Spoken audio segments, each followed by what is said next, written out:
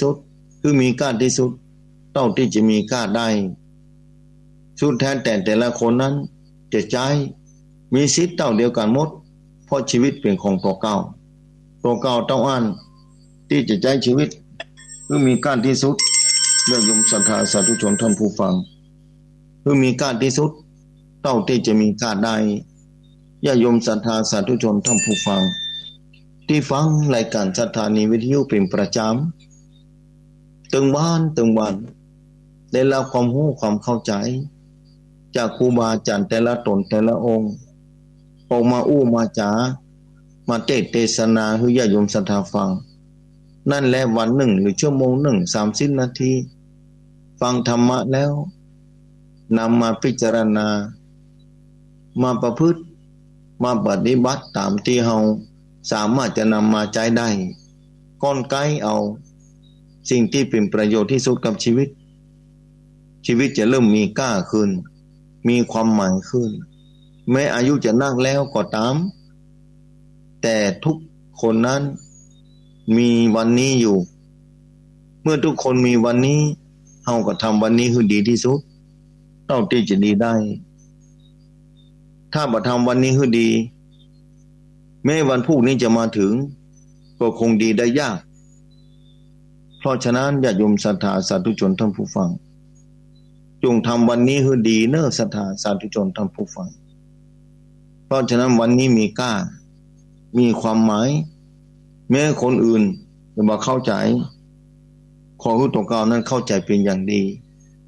ญาติโยมศรัทธาสาธุชนท่านผู้ฟังทุกท่านที่ฟังรายการสถานีวิทยุแต่ละสถานีครูบาอาจารย์แต่ละตนแต่ละองค์ออกมาอู้ออกมาจามาเทศนาคือญาติโยมศรัทธาได้เข้าใจได้หูแต่ละตนแต่ละองค์ออกมาอู้มาจามาเทศนาคือญาติโยมศรัทธาได้หูได้หานได้ฟังนั่นแหละเป็นประทีปส่องนำตังของเฮาไปเบื้องหน้าแม้วันพรุ่งนี้มาบ่ถึงเตื้อเมื่อเฮาได้แสงสว่างชีวิต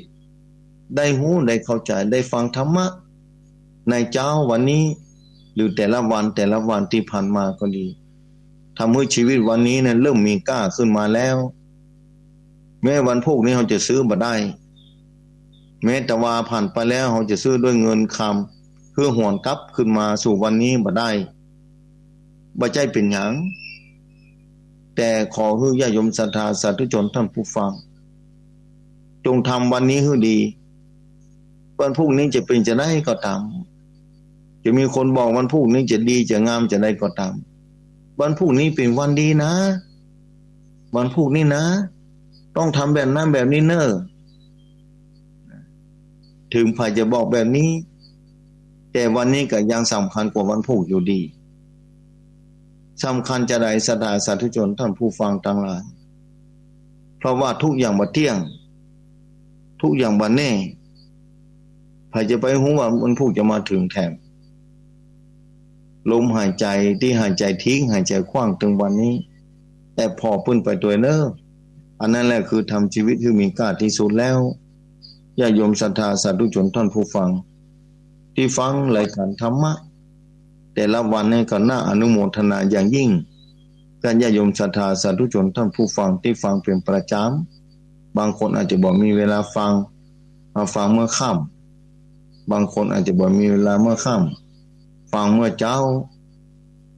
แล้วก็ต้องขออนุโมทนากับสาธุชนท่านผู้ฟังที่ติดตามฟังธรรมะเพื่อนำมาประพฤติปฏิบัตินำมาใช้กับวิถีชีวิตของตัวเก่าญาติโยมศรัทธาสาธุชนท่านผู้ฟังเพราะฉะนั้นใจชีวิตนี้คือสมกับเราได้มาโดยยากชีวิตได้มาบ่ใจง่าย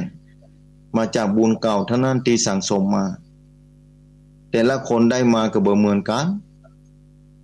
บางคนได้มาเป็นอย่างดีสุขภาพก็สมบูรณ์แข็งแรงสติปัญญาเคยสั่งสมมาไว้แต่จากเก่าปันหลังเคยฟังธรรมะฟังธรรมโมเคยฝึกปฏิบัติมาถึงชาตินี้ก็มีอุปนิสัยเกิดขึ้นมีความเข้าใจเป็นอย่างดีกับชีวิตนี้ ก็พยายามทำต่อไปแถมในการสร้างความดีในการฮือตานรักษาศีลและภาวนาดำเนินต่อไปชาตินี้เมื่อเฮาบ่พ้นวัฏสงสารข้ามวัฏสงสารบ่ได้เตื้อเฮาก็ต้องแปลนสะเปาของเฮานั่นคือเรือสำเภาที่จะต้องทำจะต้องขี่ต่อไปแม่น้ำนั้นเฮาจะเตียวตีนข้ามไปบ่ใจได้ยิ่งทะเลใหญ่กว้างคืบก็น้ำศอกก็น้ำวาก็น้ำตั้งหน้าก็น้ำตั้งหลังก็น้ำซ้ายก็น้ำตั้งขวาก็น้ำอันนั้นเล่าจะเป็นที่พึ่งที่ดีที่สุดของชีวิตของคนคนนั้นนั่นคืออุปกรณ์เครื่องอาศัยที่จะลอยตัวบนน้ำได้นั่นก็คือเหือเพราะฉะนั้นเราจะต้องแปลนเหือของเราไว้ให้ดีแบ่งไว้ทีละน้อยอย่างวันนี้เป็นต้นวิธีแปลงก็คือทานศีลภาวนาทำคือได้ครบวันละเล็กวันละน้อยก็ก้อยทำไปญาโยมศรัทธาสาธุชนท่านผู้ฟังเมื่อเราทำไปแล้วก็ก้อยทำไปแล้วก็เป็นที่อยู่ที่อาศัย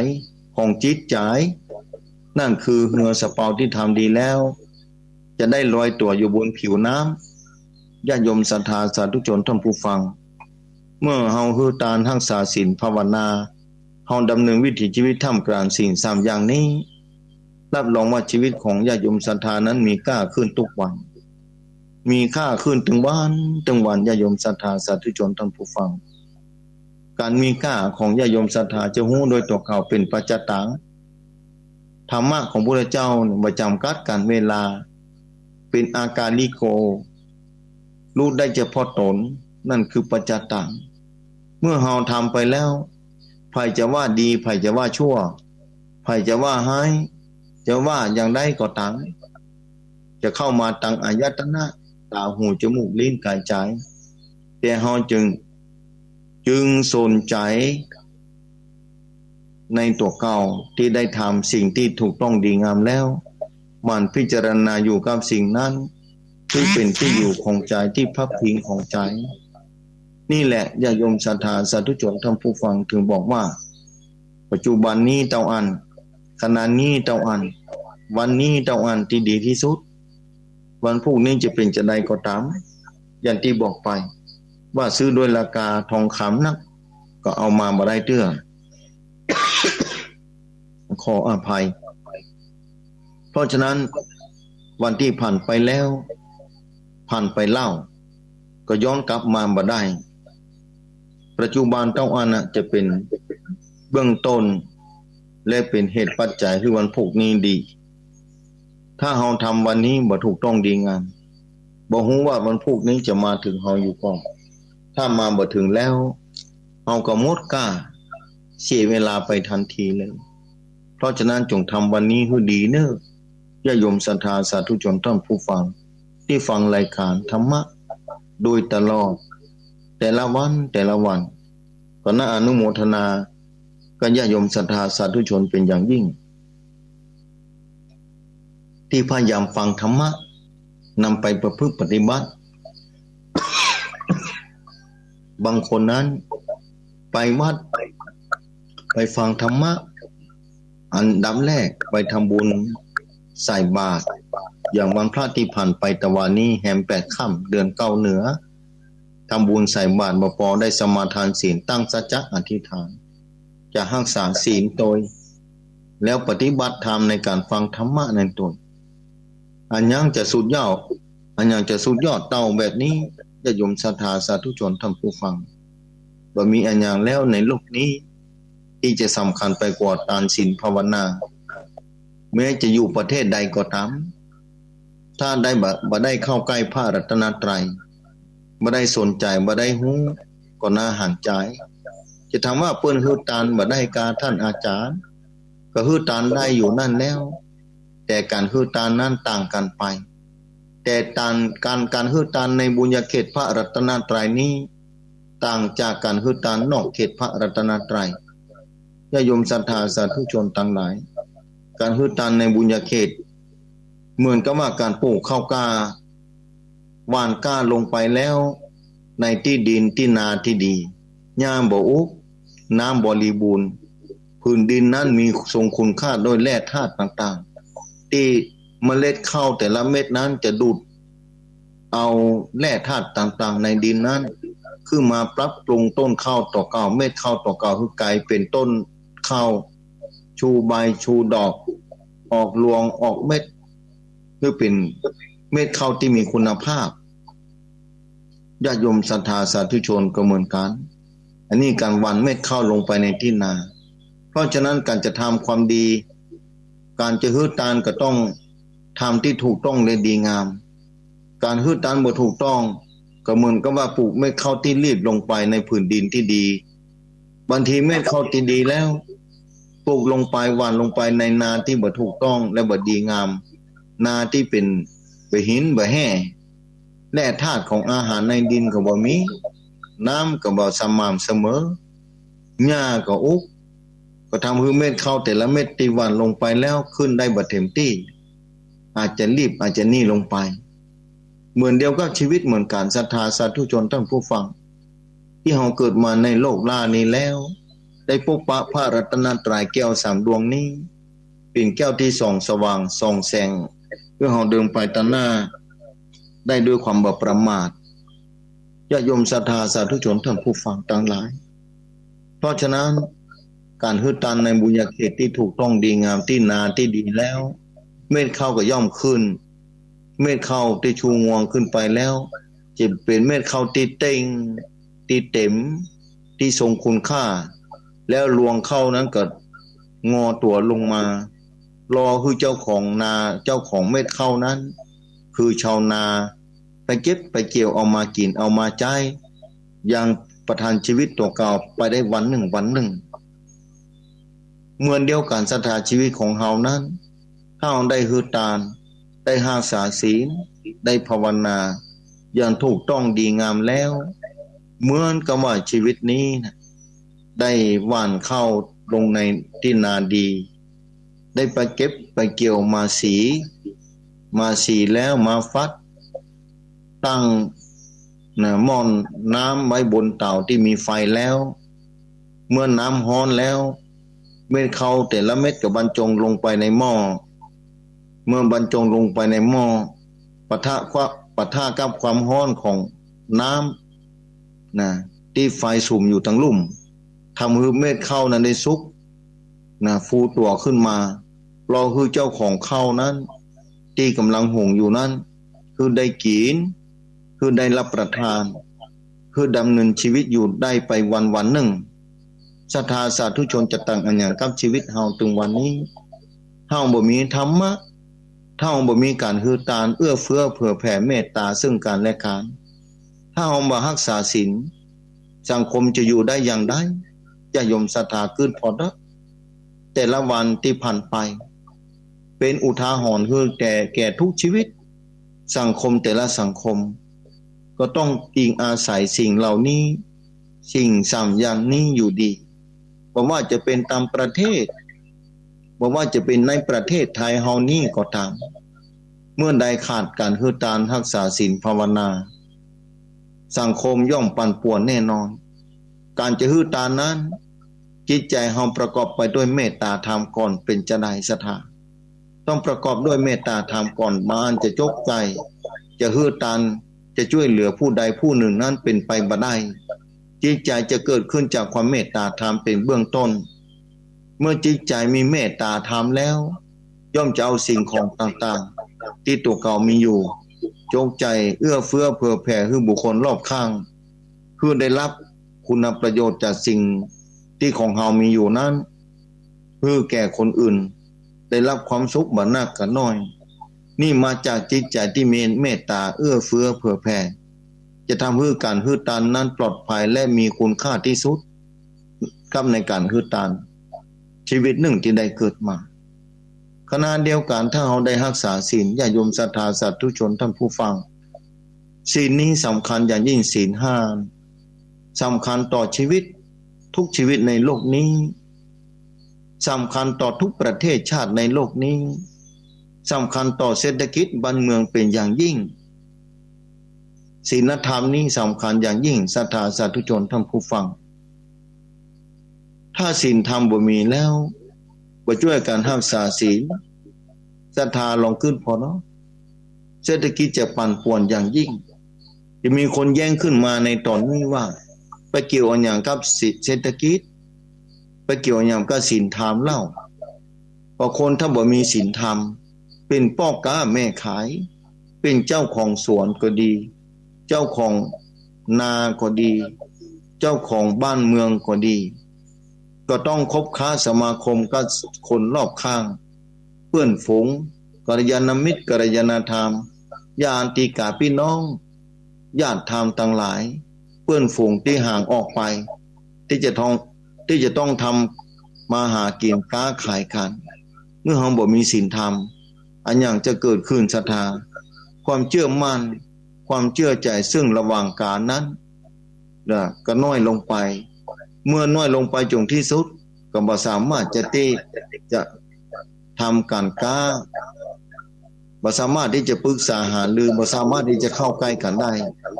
เพราะแต่ละคนบ่มีศีลธรรมเนี่ยการค้าการขายก็ต้องอาศัยศีลธรรมต้องอาศัยจรรยาบรรณของการเป็นมนุษย์จะยมศาสนาคุณธรรมการเป็นมนุษย์นี่มีความจำเป็นเกี่ยวข้องกับเศรษฐกิจความเป็นอยู่ของสังคมทุกหย่อมย่านในโลกนี้พ่อค้าคนหนึ่งจากต่างประเทศเพื่อจะเดินทางมาลงทุนค้าขายในประเทศไทยเฮาแต่ปรากฏว่าถ้าประเทศไทยเฮาบ่ซื่อสัตย์นะบ่ตรงไปตรงมาเอื้อเฟื้อเผื่อแผ่บ่มีเมตตาเพิ่นจะอยู่ได้สักกี่วันเมื่อเพิ่นฮู้แล้วว่ามาแล้วโดนประเทศไทยโกงไปตั้งใจจัดดีนึกว่าประเทศไทยเฮานี้เพิ่นมีศีลมีธรรมเนี่ยถ้าเพิ่นปะคนบ่มีศีลมีธรรมโกงเพิ่นก็ต้องออกจากประเทศไทยไปเป็นแน่แท้แล้วไผจะมาลงทุนไผจะมาเชื่อแหมเพราะความซื่อสัตย์บ่มีเมื่อมีความซื่อสัตย์สุจริตไม่มีความตรงไปตรงมาก็จะทำให้ในการค้าการขายในการเสวนาคบค้าสมาคมมีความมั่นคงขึ้นเป็นอย่างดีความเชื่อมั่นภายในจิตใจระหว่างคนสองคนหรือระหว่างประเทศต่อประเทศนั้นก็มั่นคงขึ้นเมื่อความเชื่อมั่นมั่นคงขึ้นทุกคนก็เชื่อมั่นความเชื่อมั่นมีที่ไหนทุกคนก็อยากไปที่หั่นก็อยากไปคบค้าสมาคมกับประเทศนั้นๆถ้ามาประเทศไทยไปค้าขายปุ่นดีกว่าบ่ต้องกังวลสักอย่างเพิ่นมีเมตตาธรรมเพิ่นถึงบ่โกงเฮาเพิ่นก็ถึงซื่อสัตย์สุจริตต่อเฮาญาติโยมศรัทธาอันอย่างจะเกิดขึ้นคนจะหลั่งไหลเข้ามาลงทุนมาค้ามาขายมาซื้อข้าวซื้อของเพราะเฮาบ่ได้หลอกลวงเพิ่นเนี่ยเศรษฐกิจจะบ่ดีอย่างใดศรัทธาสาธุชนท่านผู้ฟังถึงวันนี้มาจากขาดคุณธรรมขาดศีลธรรมขาดความซื่อสัตย์ซื่อตรงต่อกันระหว่างคนสองคนระหว่างคนสองกลุ่มระหว่างประเทศต่อประเทศที่จะต้องเข้าคบค้าสมาคมต้องทำหากินต้องใช้ชีวิตซึ่งกันและกันต้องอิงอาศัยกันเพราะฉะนั้นจะต้องมีการรักษาศีลถ้าศีลมีแล้วเนี่ยข้อที่1เพิ่นบ่เบียดเบียนเฮาบ่ฆ่าเฮาบ่ทำลายเฮานะบ่เบียดเบียนชีวิตเฮานี่ไปอยู่ที่ไหนก็ปลอดภัยถ้าที่นั่นมีศีลมีธรรมศรัทธาเพิ่นมาประเทศไทยเพิ่นบ่ต้องกลัวนะโจรผู้ร้ายจะทำร้ายคนอื่นจะมาเบียดเบียนชีวิตเพิ่นความปลอดภัยสูงเพิ่นว่าภัยไปอยู่ก็สุขสบายที่หั่นเนี่ยศรัทธาสาธุชนแล้วข้อที่2ความซื่อสัตย์ที่จะมาขโมยเข้าขโมยของซึ่งกันและกันนั่นบ่มีอันยังจะปานนั้นความสุขความปลอดภัยความสบายใจสบายกายก็เกิดขึ้นศรัทธายิ่งสิ่งข้อที่3นี้บ่ต้องอู้กันแล้วศรัทธาแต่ละคนก็มีหน้าที่มีเป็นเจ้าของซึ่งกันและกันอยู่แล้วก็ควรรักษาอย่าน่ะศรัทธาข้อที่4วาจากำอู้กำจาตรงไปตรงมาซื่อสัตย์สุจริตทำไปเถอะศรัทธาบ้านเมืองก็ร่มเย็นเป็นสุขภัยกับใครเข้ามาเพราะเฮาบ่ได้จุไล่ต่างประเทศป้อค้าป้อขายป้อเลี้ยงต่างประเทศแม่เลี้ยงต่างเมืองต่างถิ่น เข้ามาในประเทศต้องการมาซื้อเข้าซื้อของต้องการมาลงทุนมาค้ามาขายเพราะว่าประเทศไทยถ้ามีศีลมีธรรมนี่สังคมก็เศรษฐกิจก็จะดีขึ้นเพราะคนต่างประเทศก็จะมาซื้อเข้าซื้อของจะมาลงทุนที่นี่เพราะเปิ้นปลอดภัยได้รับความเมตตาเอื้อเฟื้อชีวิตเปิ้นก็ปลอดภัยเนี่ยความซื่อสัตย์ก็มีเปิ้นบ่ต้องไปกังวลอะไรอย่างสักอย่างเปิ้นก็จะมาลงทุนจะมาซื้อข้าวซื้อของซื้อข้าวเปลือกข้าวสารซื้อผลไม้รากไม้ซื้อสิ่งประดิษฐ์ต่างๆในประเทศไทยนำปิกไปที่ประเทศเปิ้นมาเมื่อใดเปิ้นก็บ่ผิดหวังเปิ้นมาเมื่อใดก็ปิกไปได้เมื่ออ่านเนี่ยความปลอดภัยสูงแบบนั้นแล้วข้อที่5ความมึนเมาความขาดสติในบ่มีของผู้คนในประเทศนั้นๆความปลอดภัยก็เกิดขึ้นอย่างมากล้นนั่นคือศีลข้อสุดท้ายศีลข้อที่5นั่นคือความขาดสติเมื่อดื่มเหล้าความมึนเมาเข้าไปดื่มใจยาเสพติดเข้าไปเข้าสู่ร่างกายอันอย่างจะเกิดขึ้นศรัทธาความเสื่อมความโทรมความเสียหายความบ่บริบูรณ์ย่อมเกิดขึ้นพอถึงวันนี้วันนั้นพ่อแม่โยมคนหนึ่งมาอูจ่าจะเย่จะได้ท่านอาจารย์ว่าเป็นจะได้โยมลูกข้าเจ้านะไปติดยาเสพติดนะจะบอกฮู้จะปิกขึ้นมาได้อยู่ค่ะท่านอาจารย์ก็ต้องอู้หูเปิ้นฟังเนอะศรัทธาเฮ้ยบอกมาก้อยอู้หูเปิ้นฟังถ้าเปิ้นฟังแล้วถ้าเปิ้นเข้าใจแล้วก็ก้อยอู้เปิ้นเนาะหน้าหารใจแต่ว่าถึงวันนี้ท่านอาจารย์สิ่งรอบข้างนี่เต็มไปหมดบ่ฮู้จะเย่อย่างใดท่านอาจารย์เปิ้นบอกอาตมามาพิจารณาเนี่ยสิ่งชั่วร้ายต่างๆมาจากศีลข้อที่5ศีลข้อที่5นี่แหละขาดสติเกิดความประมาทในชีวิตอย่างยิ่งเพิ่นมาอู้ฟังเนี่ยความปลอดภัยก็บ่มีสำหรับของชีวิตตัวเก่าและผู้อื่นคือออกเถอะศรัทธาเพราะฉะนั้นทานศีลมีความจำเป็นสำคัญแล้วยิ่งภาวนาแถมศรัทธาอันยังจะเต้ามาดูแลใจตัวเก่าฟอกใจตัวเก่าให้สะอาดไว้พอความคิดของตัวเก่าว่าจะไปทางที่ดีกับที่บ่ถูกต้องจะไปทางที่ถูกที่ควรก็จะถ้าเกิดอันอย่างขึ้นมาเนี่ยญาติโยมศรัทธาสาธุชนท่านผู้ฟังทุกท่านที่ฟังกันอันนี้วิธีอยู่พอตั้งสติคือดีก็แล้วกันเนื้อศรัทธาเนื้อนะเมื่อเราตั้งสติถูกต้องดีงามแล้วญาติโยมศรัทธาสาธุชนท่านผู้ฟังเราก็จะได้เข้าใจเป็นอย่างดีว่าชีวิตนั้นมีค่าเท่าใดมีค่าขนาดไหน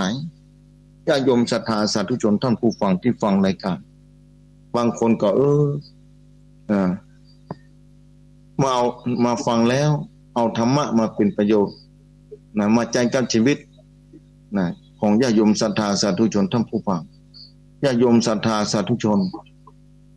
ท่านผู้ฟังต่างหลายจงใจชีวิตให้มีค่าใจชีวิตวันนี้ให้ดีเพราะวันพรุ่งนี้มาบ่ถึงเตื้อแต่ว่าที่ผ่านไปแล้วห้องกลับขึ้นมาบ่ได้อย่างที่บอกไปว่าวันไหนๆบ่สำคัญเท่าวันนี้เพราะเป็นวันที่สำคัญกว่าวันไหนถึงพรุ่งนี้วันคืนนี้ดีจะได้เป็นจะอ่านก็ตามบ่สำคัญเท่าวันนี้ศรัทธาสาธุชนท่านผู้ฟังผู้ไปเวลาก็หมดไปพอเวลาแล้วจะต้องเปิดสายให้ศรัทธาแถมแล้วโทรมาอู้จากันก็ได้ญาติโยมศรัทธาสาธุชนท่านผู้ฟังที่ฟังรายการอยู่มาอู้จากันตอนเจ้าใครที่ฟังธรรมะอยู่กำลังกินข้าวน้ำข้าวงานก็ถามกำลังไปซื้อข้าวซื้อของกำลังเตียวไปกาดไปลีกำลังปิกบ้านปิกจองลำอยู่ที่บนบ้านบนเฮือนนั่งกินข้าวน้ำข้าวงานโทรมาอู้จากันก็ได้ในตอนเช้านี้ญาติโยมศรัทธาสาธุชนท่านผู้ฟังตอนนี้ก็จะเปิดสายให้ญาติโยมศรัทธาก่อนเนาะได้เวลาพอดีเหลือให้ประมาณ10กว่านาทีก็พอดีกับเวลาศรัทธาเนาะโทรเข้ามาได้ใน08926249999ไพ่ที่ฟังอยู่ก็น้อมเรียนเจอเนอศรัทธาสาธุชนเราจะเปิดกำลังจะเปิดโทรศัพท์ก่อนเนอ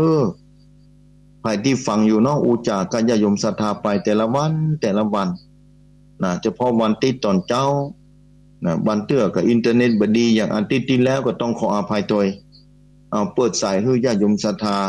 ที่ไหนพ่องฟังอยู่แล้ววันที่เสาร์นี่จะเดินทางไปที่จังหวัดน่านไปถวายเทียนพรรษาเมื่อไปถวายเทียนพรรษานี่คนไปกันนักเอาโทรเข้ามาแล้ว089262499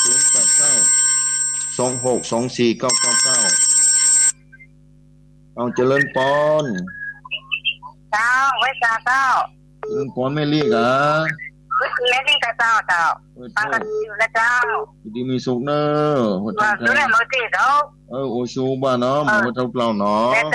แบบจะดูแลแบบนี้เนาะจะนอนนะเพื่อแบบจะไหนแบบนี้เลยจะไหนเจ้าก็ได้จะดีเลยเนาะดูแลเขาจ้าสาธุเนาะดูแลเขาเนาะสาธุเจ้าไว้เจ้าเอาใส่ต่อไปเจริญปอน ไอ้จ๋าเจ้าจากที่ไหนแม่จันฟ้องที่ตู้หลำแต่วันนั้นนะแกแม่จันฟ้องเนาะจ้าฟังตลอดเลยแม่จันฟ้องนี่แก้ห่มเนาะจ้าปงดอนแก้ห่มปงดอนเนาะปงดอนแก้ห่มฟังตลอดใช่ไหมวันกับฟังแล้วแก้ห่มคุณฟังนั่งว่าไหมหลักการละปุ่นโทอีกท่านนี้อันจ๋ายาวอยู่ดีมีสุขเนอะแม่เนอะกำลังใจเนอะสาธุ089262499น้อมเรียนเชิญญาติโยมศรัทธาที่ยังฟังธรรมะตอนเช้าที่ใดก็ตามที่ใดที่หนึ่งฟังอยู่ก็น้อมเรียนเชิญโทรเข้ามาได้เปิดโอกาสให้ญาติโยมศรัทธาโทรเข้ามาในยามเช้าเพื่ออูจาขานแล้วเวลามาค่ำนะศรัทธาประมาณ20 ทุ่มเป็นต้นไปรายการธรรมะจากยอดดอยอูจาภาษาธรรมแล้วก็พบปะกันเมื่อค่ำเวลาเมื่อคืนเนาะเอาเจริญปอนเจริญปอนถูกว่าแล้วขวดเชื่อดิแล้วขวดที่บอกปากกันตัดเสร็จละเซลติไงจ้าเซลติเรละสาธุโอชูเขียวสาธุนางศรัทธาวัดจ่าเป็นกัลยาณิวัฒนาพันธุนำพันธุเจริญปอนพระเจ้าอาจารย์จากที่ไหนแม่สุทัศน์กาเจ้าฟังเนอะมีคนสนใจดีจ้ะแม่สุทัศน์บันแสนพรหมเนาะเจ้าฟังอยู่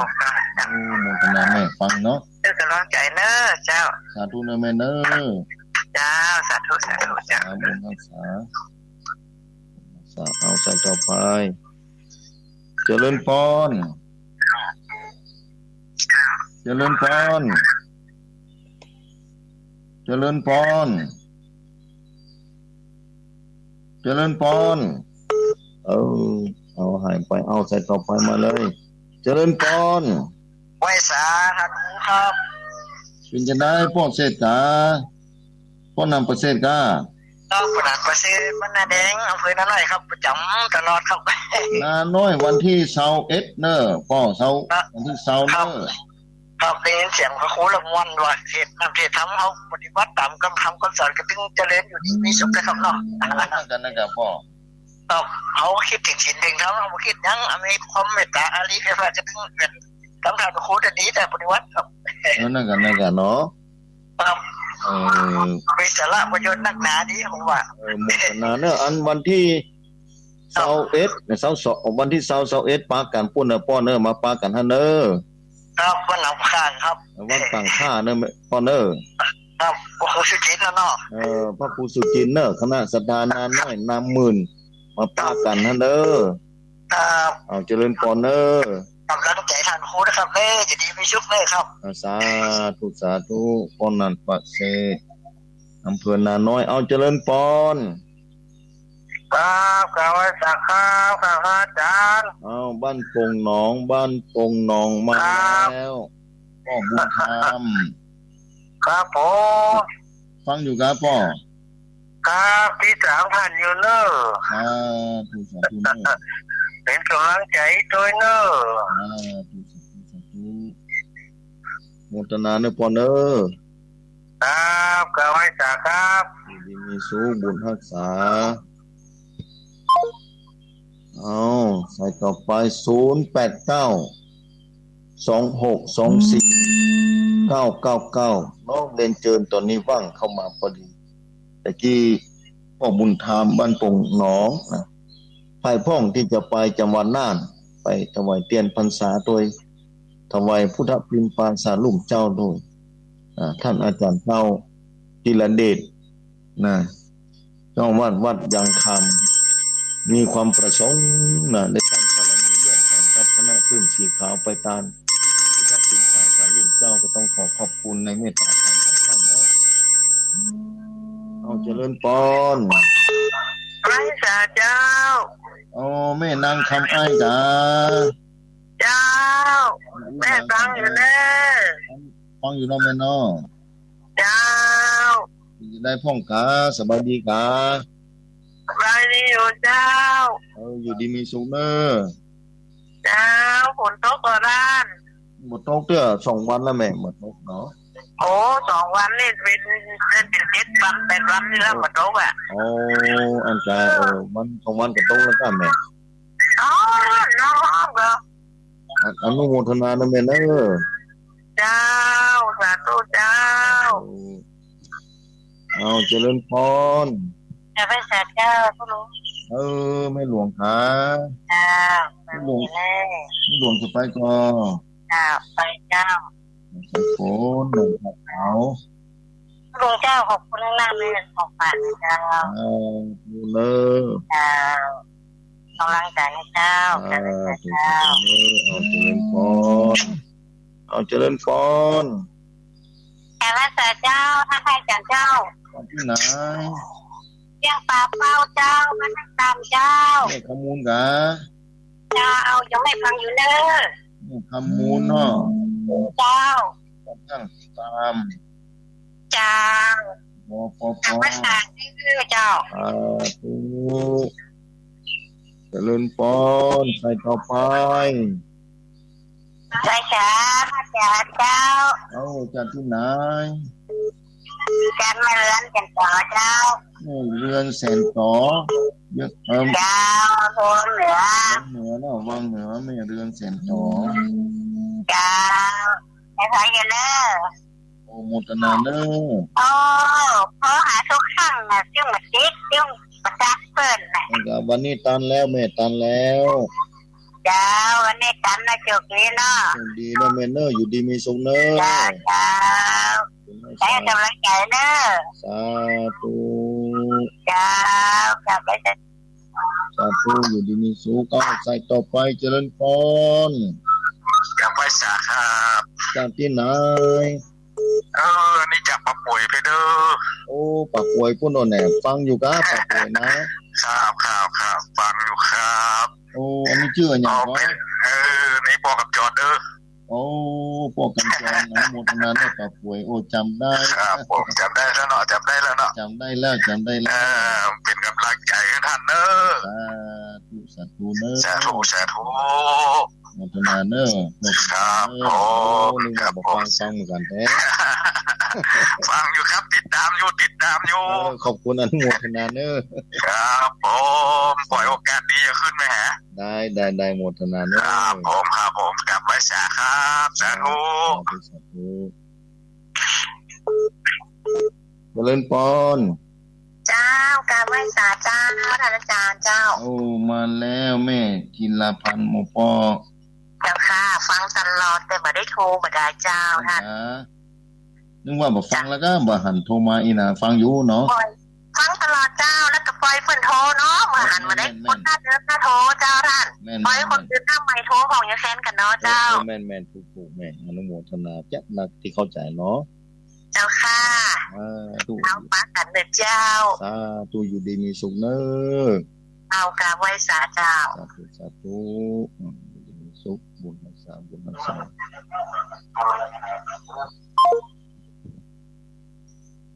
เอา คงได้สักสายเนาะสัก2 สายก็คงจะเป็นสัก2 สายประมาณนี้นะครับ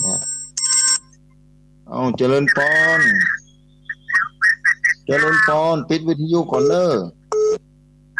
ขอว่าสาเจ้าทุลุงจากที่ไหนก็โทรหาตุลุงนี่นะไม่ตู้มันล่องเจ้าไม่อย่างก็ไม่ตู้มันล่องไม่ตู้อีกอ่ะมันล่องเลยไม่สุกมันล่องเจ้าโทรหาพังเป็นประจำนะนั่นกะพังกุดเทศวังเหนือก็อันนี้บอกเป้าเจ้ามันล่องเป็นบอกเป้านะบอกปอเจ้าสาธุเด้อเขาต้องใจเด้อสาธุเจริญพรไม่สายเจ้าเสียงนี่เดือดเต่าเนาะนี่ไม่สายก็จำได้ละเจ้าไม่จำได้เจ้าจำเสียงได้นะฟังอยู่นะเจ้าแต่โทรบ่อยทันเนาะนั่นกะเจ้าเดือดเต่าบ้านแปลง2ก็หาจำได้ก็เจ้าแปลง2ฟังพระอาจารย์เทศคติคนใจดีนะเจ้าพระเจ้านั่งเนี่ยเขาเข้าไปโดยนั่งฟังไปโดยอันกะเจ้าโมทนาเนอไม่ใช่เนอเจ้าสาธุเจ้าเจ้าโมทนา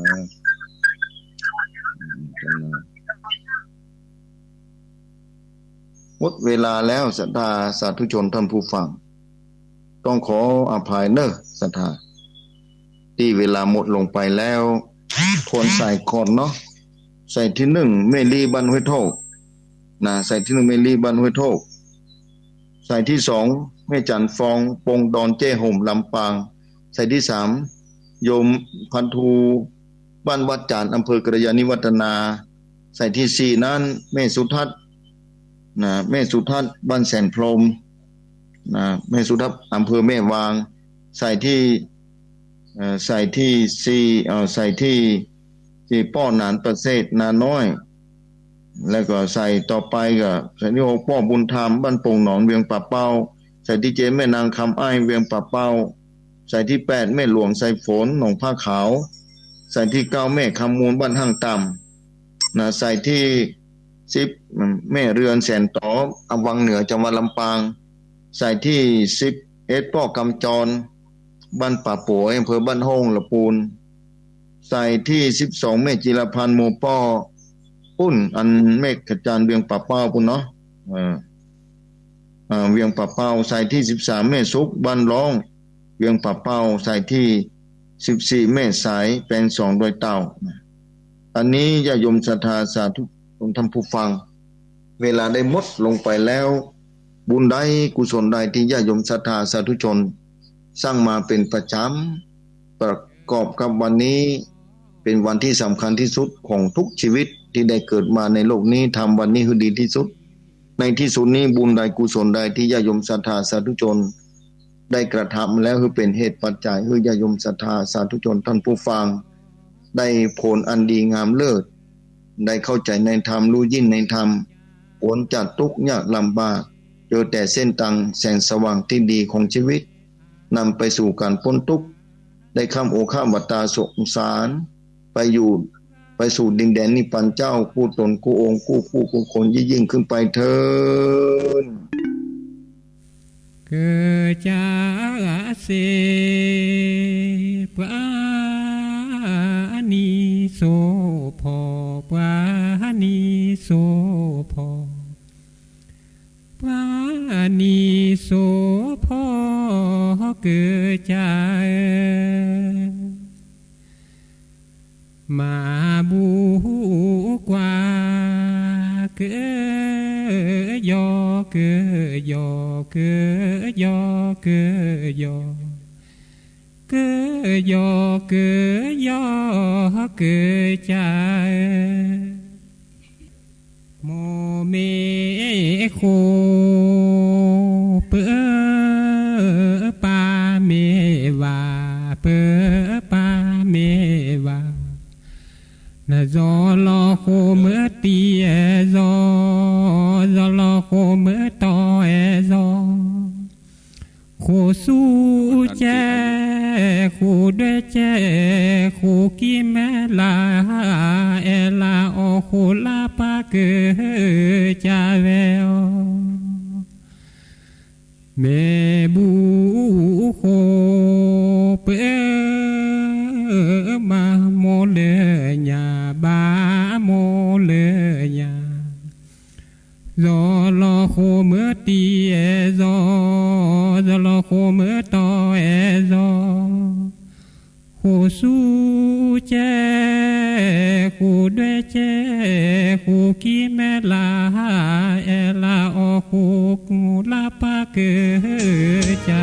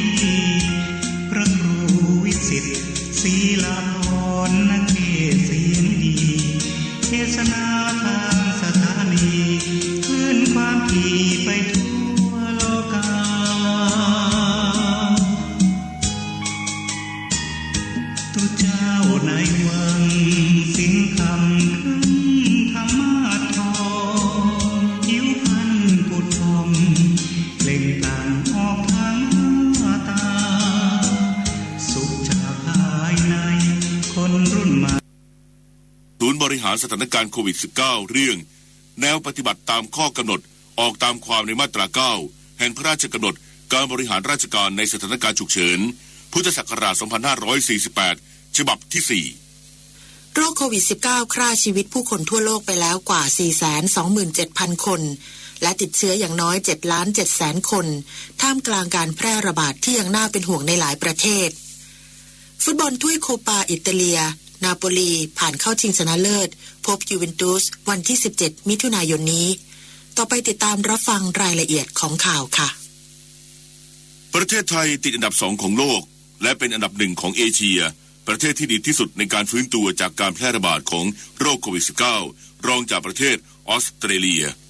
กระทรวงสาธารณสุขเผยแพร่ข้อมูลสถานการณ์โรคโควิด -19 วันนี้เกี่ยวกับการจัดอันดับประเทศที่ฟื้นตัวจากโควิด -19 ใน184ประเทศทั่วโลกขององค์การ GCI Global Advisory Council ด้วยการใช้ Global COVID-19 Index โดยความร่วมมือของกระทรวงวิทยาศาสตร์และนวัตกรรมประเทศมาเลเซียและกลุ่มซันเวย์พบว่าประเทศไทยฟื้นตัวได้เป็นอันดับ 2 ของโลกรองจากประเทศออสเตรเลียและเป็นอันดับที่ 1 ของเอเชียคิดคะแนนจากการยืนยันต่อประชากรเทียบกับขนาดของแต่ละประเทศสัดส่วนการเสียชีวิตเมื่อเทียบกับขนาดประชากรและคะแนนดัชนีความมั่นคงด้านสุขภาพโลกเพื่อประเมินความพร้อมของประเทศในการรับกับการแพร่ระบาดของโรคโควิด -19 แม้ขณะนี้ประเทศไทยมีมาตรการผ่อนปรนมากขึ้นกระทรวงสาธารณสุขขอให้ประชาชนปฏิบัติตามคำแนะนำอย่างเคร่งครัดและสม่ำเสมอคงเข้มการป้องกันตนเองเพื่อป้องกันการติดเชื้อนอกจากนี้ควรหลีกเลี่ยงการเดินทางไปในสถานที่แออัดมีการรวมตัวของคนจำนวนมากจำกัดระยะเวลาการใช้บริการในสถานที่ใดสถานที่หนึ่งเป็นเวลาสั้นเพื่อลดความเสี่ยงในการสัมผัสเชื้อและลงทะเบียนเข้าออกผ่านแอปพลิเคชันไทยชนะเพื่อนำไปพัฒนากิจการให้มีความปลอดภัยและได้มาตรฐานวันนี้เว็บไซต์ราชกิจจานุเบกษาเผยแพร่คำสั่งศูนย์บริหารสถานการณ์การแพร่ระบาดของโรคติดเชื้อไวรัสโคโรนา 2019 ที่ 5/2563 เรื่องแนวปฏิบัติตามข้อกำหนดออกตามความในมาตรา 9 แห่งพระราชกำหนดการบริหารราชการในสถานการณ์ฉุกเฉินพุทธศักราช 2548 ฉบับที่ 4 ตามที่คณะรัฐมนตรีมีมติในการประชุมวันที่ 26 พฤษภาคม พุทธศักราช 2563 ให้ขยายระยะเวลาการบังคับใช้ประกาศสถานการณ์ฉุกเฉินในทุกเขตท้องที่ทั่วราชอาณาจักรออกไปตั้งแต่วันที่ 1 มิถุนายน 2563 จนถึงวันที่ 506 และตามคำสั่งนายกรัฐมนตรีเป็นไปอย่างมีประสิทธิภาพนายกรัฐมนตรีในฐานะผู้อำนวยการศูนย์บริหารสถานการณ์โควิด -19 จึงมีคำสั่งให้หัวหน้าผู้รับผิดชอบ ในการแก้ไขสถานการณ์ฉุกเฉินและพนักงานเจ้าหน้าที่ดำเนินการให้เป็นไปตามมาตรการป้องกันโรคโดยเคร่งครัดโดยให้มีปุ่นที่จัดสวัสดิการให้แก่เด็กหรือผู้สูงอายุต้องทำความสะอาดพื้นผิวที่มีการสัมผัสบ่อยๆต้องสวมหน้ากากอนามัยหรือหน้ากากผ้าตลอดเวลาส่วนการบริโภคสุราหรือเครื่องดื่มแอลกอฮอล์ในภัตตาคารสวนอาหารโรงแรมร้านอาหารหรือเครื่องดื่มทั่วไปกำหนดให้จำหน่ายและบริโภคเครื่องดื่มแอลกอฮอล์ภายในสถานที่เฉพาะบุคคลที่มีอายุ20ปีบริบูรณ์ขึ้นไปจำหน่ายเฉพาะช่วงเวลา 11:00 น.ถึง 14:00 น.และ 17:00 น.ถึง 23:00 น.ขณะเดียวกันสถานบริการและสถานประกอบการที่มีลักษณะคล้ายสถานบริการผับบาร์คาราโอเกะยังไม่อนุญาตให้เปิดบริการ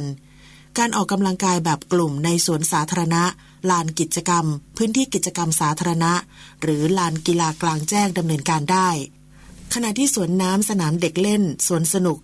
สามารถเปิดได้ยกเว้นเครื่องเล่นที่มีพื้นผิวสัมผัสมากอาจมีความเสี่ยงต่อการติดโรคในเด็กเช่นบ้านบอลบ้านลมด้านการขนส่งสาธารณะข้ามเขตพื้นที่จังหวัดผู้ประกอบการต้องจัดระบบและระเบียบต่างๆให้เป็นไปตามมาตรการป้องกันโรคที่ทางราชการกำหนดด้านบริษัทขนส่งจำกัดพร้อมเปิดเดินรถเส้นทางภาคเหนือภาคตะวันออกเฉียงเหนือและภาคใต้เพิ่มในวันพรุ่งนี้โดยเส้นทางภาคเหนือเพิ่มอีก8เส้นทางจากเดิมเปิดให้บริการแล้ว7เส้นทางรวม15เส้นทางส่วนภาคตะวันออกเฉียงเหนือและภาคตะวันออกเปิดให้บริการ22เส้นทางยกเว้น4เส้นทางประกอบด้วยเส้นทาง9907กรุงเทพมอเตอร์เวย์จันทบุรีเส้นทาง904กรุงเทพสระบุรีเส้นทาง921กรุงเทพองครักษ์อรัญญประเทศและเส้นทาง825ท่าอากาศยานสุวรรณภูมิหนองคายขณะที่ภาคใต้เปิดให้บริการทุกเส้นทางแล้วสอบถามเส้นทางเดินรถได้ที่ call center 1490เรียกบขสตลอด24ชั่วโมงและจองตั๋วออนไลน์ล่วงหน้า7วันผ่าน www.transport.co.th หรือตัวแทนจำหน่ายตั๋วสำหรับผู้โดยสารต่างชาติสามารถเดินทางโดยรถโดยสารสาธารณะได้เช่นเดียวกับผู้โดยสารที่เดินทางข้ามเขตพื้นที่จังหวัดต้องปฏิบัติตามมาตรการหลักด้านสาธารณสุขหรือที่คณะกรรมการโรคติดต่อจังหวัดกำหนดและต้องสแกน QR Code จากเว็บไซต์ www.thaichana.com หรือเช็คอินเช็คเอาท์ตามจุดต่างๆที่เจ้าหน้าที่กำหนดขณะที่กิจการและกิจกรรมต่างๆที่ได้รับการผ่อนปรนระยะที่4เตรียมความพร้อมตามมาตรการหลักด้านสาธารณสุขและข้อกำหนดการดำเนินการแต่ละกิจการอย่างเคร่งครัดก่อนเปิดดำเนินการในวันพรุ่งนี้ทั้งโรงเรียนกวดวิชาสวนสัตว์อุทยานแห่งชาติอุทยานดาราศาสตร์และแหล่งท่องเที่ยวต่างๆสำหรับการจัดระเบียบการท่องเที่ยวปลัดกระทรวงมหาดไทยสั่งการทุกจังหวัดดำเนินการให้สอดคล้องกับมาตรการผ่อนปรนและเหมาะสมกับพื้นที่เพื่อป้องกันการแพร่ระบาดของโรคโควิด -19 นายฉัตรชัยพรหมเลิศปลัดกระทรวงมหาดไทยในฐานะหัวหน้าผู้รับผิดชอบในการแก้ไขสถานการณ์ฉุกเฉินในส่วนที่เกี่ยวกับการสั่งการและประสานกับผู้ว่าราชการจังหวัดและผู้ว่าราชการกรุงเทพมหานครกล่าวว่านายกรัฐมนตรีมีข้อสั่งการให้ส่วนราชการที่เกี่ยวข้องจัดระเบียบแหล่งท่องเที่ยวเน้นความปลอดภัยและรักษาความสะอาดล่าสุดได้สั่งการไปยังผู้ว่าราชการจังหวัดทุกจังหวัดดำเนินการตามความเหมาะสมกับพื้นที่โดยให้สำรวจพื้นที่แหล่งท่องเที่ยวเพื่อเตรียมความพร้อมรองรับนักท่องเที่ยวเน้นการบริหารจัดการแหล่งท่องเที่ยวเพื่อให้เศรษฐกิจขับเคลื่อนควบคู่กับมาตรการหลักในการป้องกันการแพร่ระบาดของโรคโดยแบ่งสัดส่วนการใช้พื้นที่สถานที่ท่องเที่ยวให้มีความชัดเจนไม่ให้เกิดความแออัดและเป็นไปตามมาตรการรักษาระยะห่างทางสังคมบริหารจัดการระบบการจราจรรวมทั้งประชาสัมพันธ์การใช้เส้นทางให้แก่ประชาชนกำหนดจุดล้างมือด้วยสบู่แอลกอฮอล์เจลหรือน้ำยาฆ่าเชื้อโรคและสร้างความรู้ความเข้าใจแก่ทุกภาคส่วนให้ตระหนักถึงประโยชน์ของแอปพลิเคชันไทยชนะในการสอบสวนโรคย้อนหลังสบครายงานสถานการณ์โควิด -19 วันนี้ผ่านทางเพจ Facebook ศูนย์ข้อมูลโควิด -19 และไทยคู่ฟ้ามีผู้ป่วยรายใหม่เพิ่ม5รายทั้งหมดเดินทางกลับมาจากประเทศซาอุดิอาระเบียและเข้าพักในสถานที่กักกันของรัฐหรือ State Quarantine ยอดผู้ป่วยสะสม 3,134 รายไม่มีผู้เสียชีวิตเพิ่มยังคงสะสม58รายหายกลับบ้านแล้ว 2,987 รายและยังรักษาตัวอยู่ในโรงพยาบาล89รายนอกจากนี้ประชาชนสามารถดาวน์โหลดแอปพลิเคชันไทยชนะได้แล้วทั้งระบบ iOS และ Android เพื่อประโยชน์ในการสอบสวนโรคพร้อมปฏิบัติตามมาตรการหลัก ในการป้องกันโรคเว้นระยะห่าง2 เมตรสวมหน้ากากอนามัยหมั่นล้างมือถือหลักสะอาดปราศจากแออัดและเคร่งครัดไทยชนะกระทรวงกลาโหมสนับสนุนการกักตัวควบคุมโรคของรัฐอย่างต่อเนื่องควบคู่กับการเฝ้าระวังและสนับสนุนมาตรการผ่อนปรนระยะที่4พลโทคงชีพตันตรวานิชโฆษกกระทรวงกลาโหมเปิดเผยว่าที่ประชุมร่วมกับกองอำนวยการรักษาความมั่นคงภายในราชอาณาจักร